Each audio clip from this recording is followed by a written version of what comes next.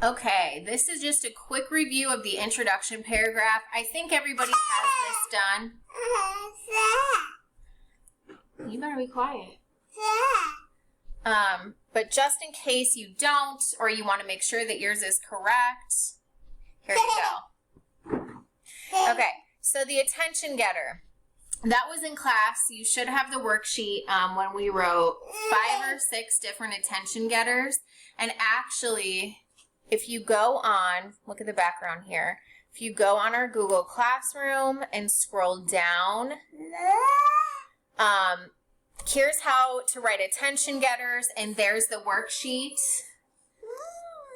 And then if you scroll up, there's your thesis statement, how to write it. So look, for the introduction, you need the attention getter. That's in green right here.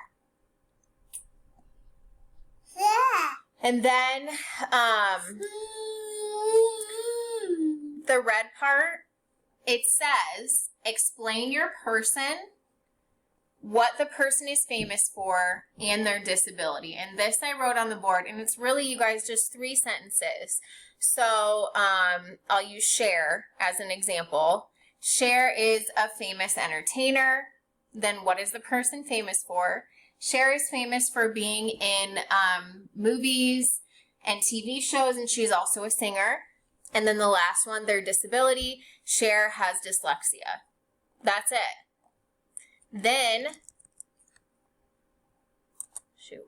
then if you scroll down, this green part, the thesis statement, if you go back to Google Classroom right here, there's 2 videos on how to write a strong thesis statement. And then Google Slides, I give you an example. And really, you guys, you can just look at the example and kind of fill in the blanks with your person, because everyone should be really similar. Okay, if you have any questions, email me or leave me a message. Thank you.